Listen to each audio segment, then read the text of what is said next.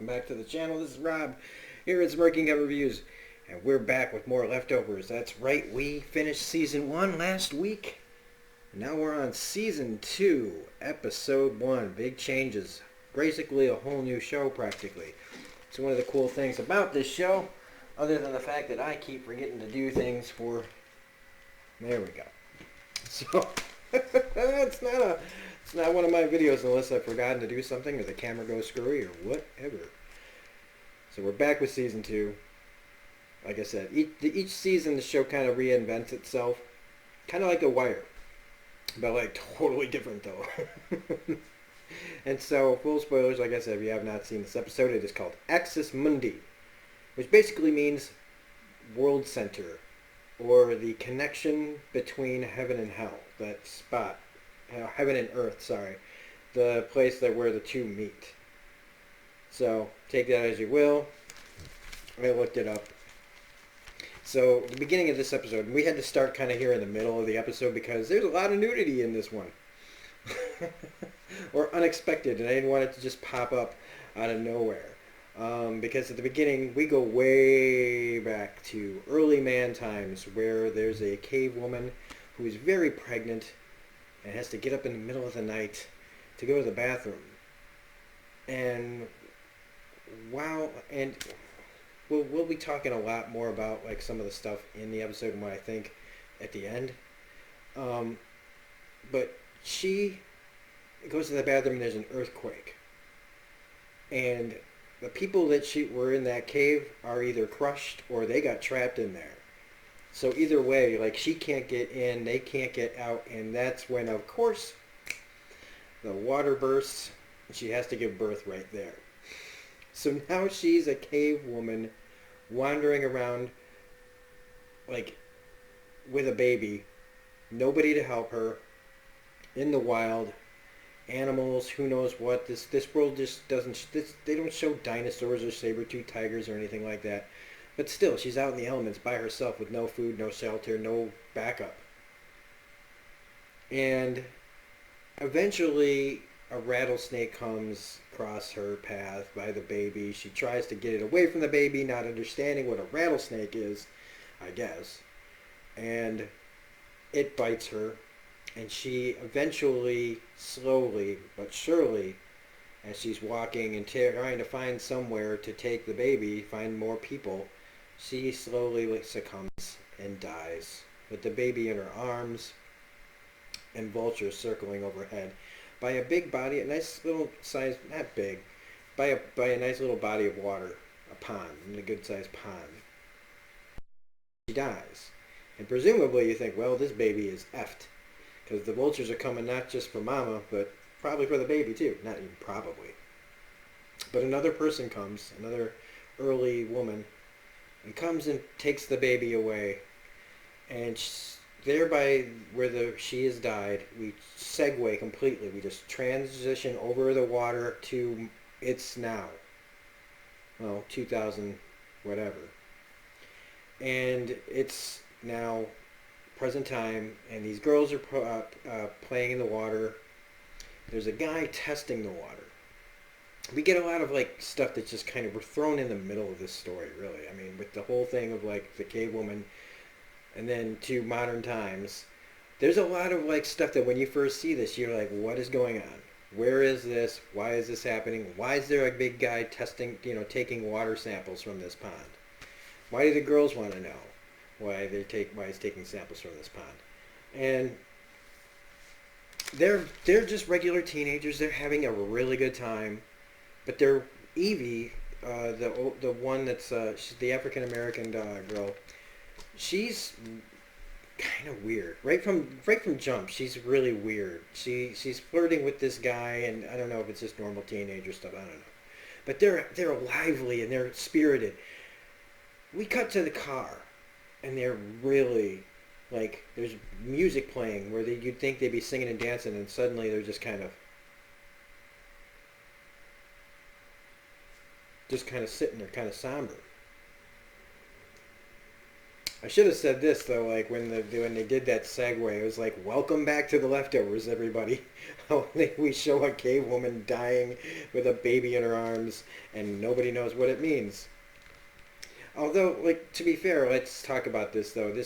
The book ended, all right, and this is like Man in the High Castle, like Handmaid's Tale. This is more of the story that goes on about these characters. The difference between The Handmaid's Tale, though, and Man in the High Castle as well, Man in the High Castle, Philip K. Dick is dead. He didn't write any more books about it. So they just made it up. Handmaid's Tale, again, that I don't even know if that author's alive anymore, and they just made it up on their own. But this, Tom Perrotta, the author, had a lot to do with it. So at least they can say that they had the author helping them, with the story as they go along. And since the book is over, it's nice for the author to say like, well, this is where we should go next, or this is what we can do next. Not like George Martin, who can't finish the books, and we know what happened in that case. So we get the Murphys here. We see them here and there. That's Erica Murphy, played by Regina King, who is now pretty well known now for being on Watchmen, that we also review here on the channel. There's John, Evie, Michael, and Erica. And they're like a nice, happy family for the most part. John is obsessed with finding this cricket that's in the house. Michael takes water samples as well. Evie seems like the all-American girl, and Erica is a nurse with who means she's hard of hearing. And you can see that there's just things that are wrong, weird about this. Not wrong, but off about this town. Like there's a big crack in the concrete on the road, and they've got it cordoned off with glass, like so nobody can. There's a woman watering her lawn in a wedding dress. There's a guy up in a tower that people come and bring him food, and he sends letters down to send as correspondence. It's a tourist trap, and they now call the town Miracle, Texas. Well, I'm going to throw down some spoilers right away so that, like I said, to just kind of explain it right away, that this is Jardin, Texas. They call it Miracle now because nobody was taken in the departure that happened in season 1. This place has 9,600 some odd people and nobody was taken. And so it's become sort of a mecca and a tourist attraction for the entire world, where people come all over trying to figure out what was so special about this place. In fact, I'm kind of surprised that the government didn't do something about this. That's the only part about this whole season that I'm kind of like, wouldn't this place be like set upon by government agencies? I don't know. But for the sake of the story, it's not. They're able to run their own town the way they want, which is they've got it fenced off. We don't see all this here, all of the evidence here, but there's a bridge in the town that you've got to go across to get into town. After this happened, they've had to shut down kind of from the rest of the world. So if you want to come there, you've got to get on a tourist bus. You have to be bussed in and you're bussed out. You cannot stay. You can't just live there. You can't just move there. As we'll see later, there are even camps basically out that people are treating it like a holy place. So the people inside are insulated. And John, he's something. Yeah, John here, who's played brilliantly. The actor is really great. In fact, I should talk about that real quick. So I had everything pulled up. He was on Castle Rock season 1, and even though I did not like season 1 of Castle Rock, he's a really good actor. His name is Kevin Carroll. That's right. And by the way, also, most of this episode, you don't see the Garveys at all. This is all set up for the town. It's really great world building, and it takes a lot of guts to go. I believe it's 48 minutes before we see the Garveys. This episode's like just about an hour. So you got about 12 minutes with the Garveys, and not even that. So, like I said, they are insulated, and they also are worried about people that come into this town to prey upon the people that live there and exploit it. And John, he's a guy, he's basically a non-believer in all of this stuff. He's got his own issues, kind of like Kevin had his issues in season 1. And well, look, wow, it didn't even need to go into like standby. It just turned off on its own here. Like it's just gonna do that every time or something. Or it just had its own heart set on turning off. So he's a complicated firefighter, and I'm just gonna get this right out of the way. I think John's a fucking asshole.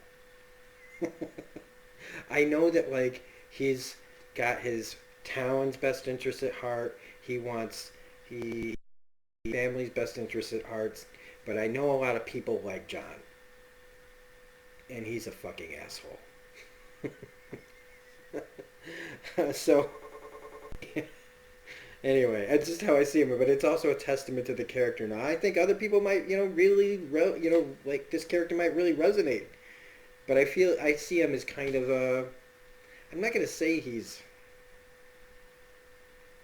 I don't think he's racist. He's not a racist. This isn't about any kind of like particular people. He just anybody that he thinks is off, he targets, and he goes after them. If he thinks that somebody's evil in the town that's doing something bad to the town, then he does evil to them. He does something to them. He sends messages. He's a very suspicious man, and it to me like that face that he puts on in front of his family and how he treats people outside is way different, and that look on his face, just I don't know. He's so afraid of his town and people becoming getting changed by the outside that he's become a bad person, in my opinion. He's been hardened, but there's just so much. There's darkness inside this guy, and stuff that's happened in his past, and that will come out. Talk about it later. That this man has become this fucking asshole that I don't like because of things that have happened in his life. Like he goes to his old friend, and he's like a psychic, and he wants him to like give him a reading. And when he tells him that something bad's gonna happen to him, he immediately he leaves. He's since his like whole life. Both of them were born here in Texas. But if he feels like you're exploiting it, he does bad things to you. Also, I'm not a big fan of Evie either. She seems like this all-American girl, but you just look at her and the way she talks and the way she looks, and you could say, oh, she's just a teenager. And again, it's a testament to the actress, because I mean, just that if you elicit some kind of emotion from an audience member, it's a good thing, whether you like them or hate them. I don't like her. I don't like her character. I think she's just kind of a. The actress's name is Jasmine Savoy Brown, and I know I've seen her in a few other things. Actually, not that impressed with some of the choices she's made as an actor, but an actor's got to act, right? They take the jobs. But I don't really like her either. She seems like a real kind of a snotty person. I think it's like the apple doesn't really fall far from the tree. Like Michael and Erica, these two right here, the mom and the son, seem very nice. Erica and John seem very, like, I don't know. They've got their own relationship that seems really connected as well.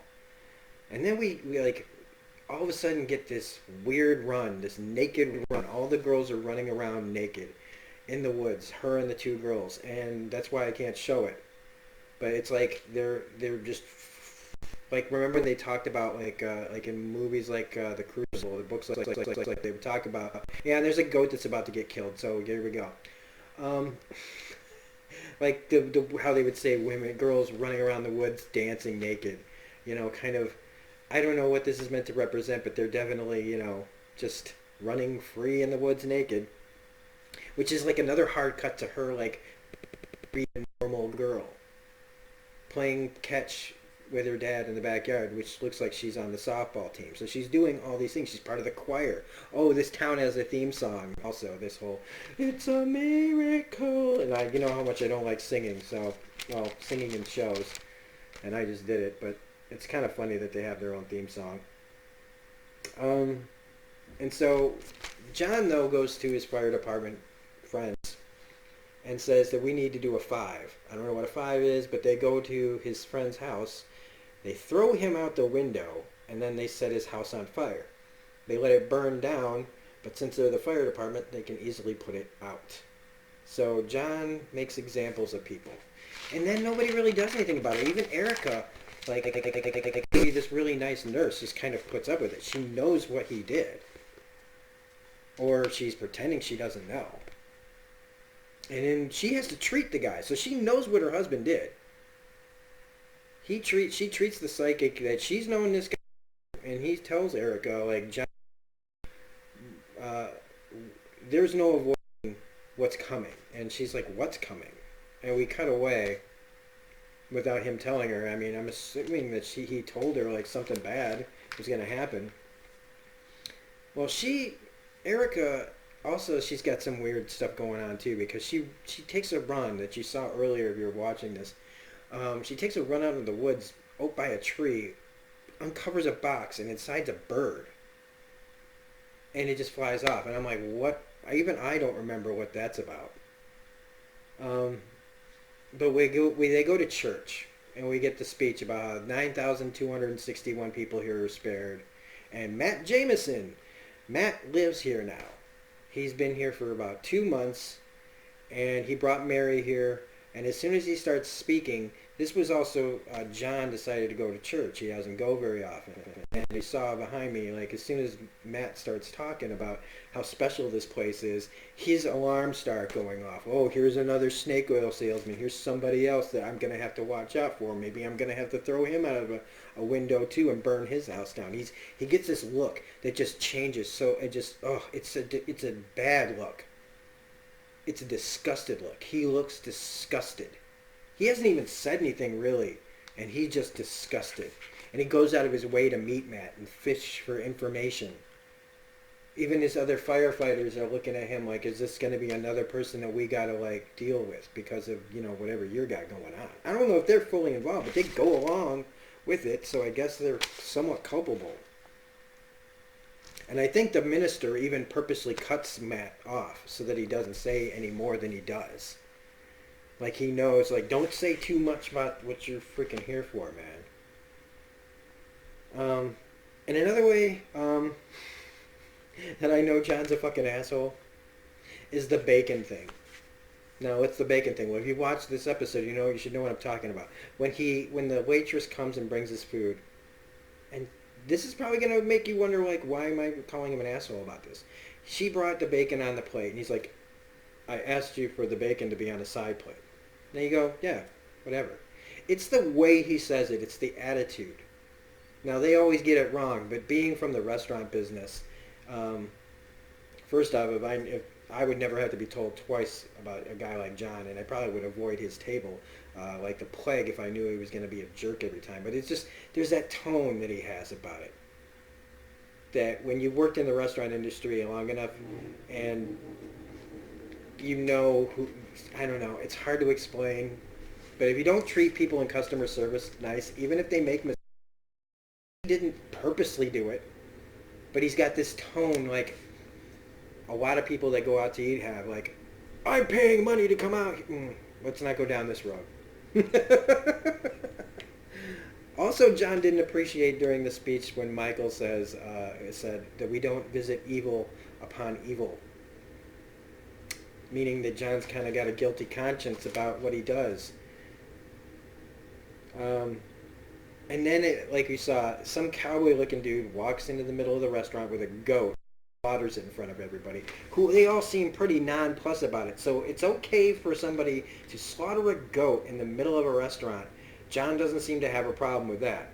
But don't tell people that there's magic or psychicness or anything like that. Or it's a kind of like the hypocrisy of the GR a little bit. Like one thing's okay, but another thing's like not. It's a lot. This is a difficult season. I remember just like when I was watching it, just being kind of like, what is wrong with some of these people? Like it's like the next stage of this departure of like what happens the longer that this goes on. So we also get another Perfect Strangers reference, where this time it's revealed that, like in the first season, they say that every member of the cast of Perfect Strangers, the four main characters, all departed. It's revealed, though, in this episode, Marklin Baker faked his departure so that he could be considered like special too. Like, oh, they all disappeared? Well, I guess I better, like, his fame, like if like Perfect Strangers was a long ass time ago, and do you know Marklin Baker from anything? No. So it was like his chance to either one disappear or or to gain like some sort of people always go, remember when the four perfect strangers people all disappeared? So he gets found out, and it's just this little thing. And again, it's still an important detail. It's that perfect stranger stuff doesn't go away. They keep bringing it up. It's interesting how they tie all this back to that. Um, we see Michael. He delivers food to, he goes back to get letters for the guy in the tower, and he's got food with him. We see cops kicking people out. We see that they're a large fenced-in area. Carrie Coon. They got searchlights on the perimeter, making sure that people don't sneak in, or they've got this place on lockdown. And this is where he brings food to his grandfather, who is played by none other than, let's see, we turn it this way or that way. There we go. Wait, what am I doing here? Yeah, there we go. Mr. X himself from the X-Files, Stephen Williams, is here on the show. I love Stephen Williams, man. He's looking old, though. Um, so he brings him, he's kind of like an outsider to the family, which goes into like later on more about history. But now we're 48 minutes in. The Garveys finally arrive. They're moving in next door to John.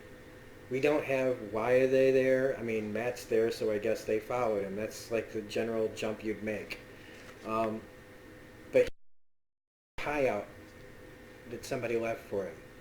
And he brings it inside, and he brings up the, oh, hey, there's a pie here. And she says, hey, maybe somebody's trying to poison you. And then he says, hey, the neighbor, somebody just moved in over next door. Let's invite him for dinner. It's like his birthday, and he wants to vet the neighbors. Like, it's not just a simple invite. This is a vetting process. This is John looking at people that are new and strangers. Like, believe me, small towns, man, have this, man. You walk anywhere, and people are just, like, you walk into a room. Like, there's a restaurant. There's two restaurants in town for in a town that's got like 1,200 people. Restaurants, and every time you walk in there, every eye turns and looks at you. It's so freaking weird, and you don't see that in other places. You don't see that in big cities. People just. But you walk into a small town place and everybody freaking looks at you. It's creepy as fuck, and I still can't get used to it. Every day it's like that, and that's how I feel about John. Is he's just one of those guys, those little small town guys with those small town minds. And when something crazy happened in the world, John went dark to protect his small town and his small town family. And so he invites them to dinner and he brings them to pie. And in my brain I was just thinking, oh, well, if they get poisoned, what does he care?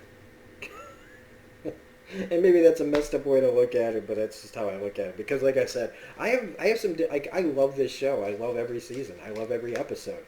But I'm not a big fan of John Murphy, and he really makes it hard throughout this season to get through it because he's just such an unlikable dude. He's that guy that smiles.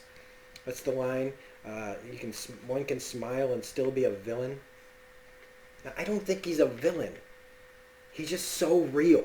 He's so real. I mean, that's I think what it is that I know people like this and I don't like them.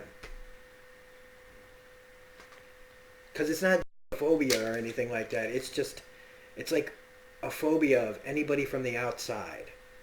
Like that kind of like if a guy comes into a bar and hits on a girl that's like new in town, like he's new in town. He's like, you all trying to take away our women's? That kind of thing. So, at the dinner, well, first Kevin has this weird kind of moment when he looks at their couch, like he had a brain fart or like a seizure all of a sudden, which is something funny because it kind of comes up that Evie's forgets to take her medicine and has a seizure. And, the dinner and everything else pretty much goes off without a hitch and all, but after dinner and all that, and it seems nice, and Kevin again gets this creepy moment with John where he holds his hand. And he does that Trump thing where he looks like you want to try to let go, and he pulls you in, and he's like, "I'm really looking forward to getting to meet you. No, you better, Kevin." And it to me, because we followed this guy around for an hour, it's creepy. And even Kevin's like, yeah. What he also find out here at this dinner was that John was in prison for, what did it say? 6 years, I think, for attempted murder. And he's like, "What'd you do?" And he goes, "Didn't try hard enough." So, John's got his own damn issues with violence. And, that darkness is in there. Same as Kevin. It's just that Kevin's a likable guy. John's this creepy guy. Like, Kevin never felt like he was judging people. Kevin was in charge of a town. John feels like he's in charge of a town and nobody elected him. And I know people like that too in these small towns that are just, they walk around like they're God's gift to all 1,200 people of you. Do you know what I mean? I don't know if anybody knows what I'm talking about, but like, I know people that come into where I work, and because they shop there, they think they can just, they can walk around like, you know, I don't know. I think that's one of the reasons, again, why this season really bothers me sometimes. But Evie leaves with her friends, and around 3 in the morning, there's an earthquake. And they all wake up, and Evie's not there. She was supposed to be back, and she doesn't come home. And they find out that none of the girls came home. And so Erica stays behind in case she does come back. And John and Michael, uh, Michael knows they go out to the pond to swim, so they go out there and they find the car. The car is inside, and the radio is playing, and their phone, I think, is in the car. And he's calling, and they're not answering, and it's freaking him out. Which is when Michael tells his dad the water in the pond is all gone. And Evie's nowhere to be seen. And that's where the episode ends. So, Erica is sitting in the dining room by herself in the cricket. The cricket is a kind of a running gag, or maybe a metaphor somewhere of John's like searching around trying to find that cricket. This season is a very, very intense and in-your-face kind of difficult season. While there's the guilty remnant, this is something else. And when the guilty remnant do get involved in this season, it becomes even more intense. This season is not told linearly completely. There's a lot of POVs, a lot of different timelines that are going on in this episode. So like we're going to see how the Garveys got here. We're going to see like how Matt got here and what happened surrounding Matt's story. There's a lot of different things that happen out of order. So that honestly, a lot of this season takes place in a very short period of time. We got a little bit of Jill here, but like I said, she's just background now. But this was all world building. But even going forward, all she really is kind of a possible love interest for the Murphy boy. And then when Tommy shows up, he basically just kind of becomes a deputy and doesn't really get that much to do either. So like I said, their roles really get just completely diminished for the moment.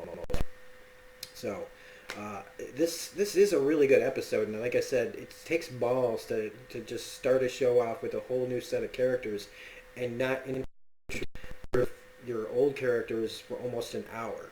It takes in your audience, it takes a lot of guts to write a story that does that.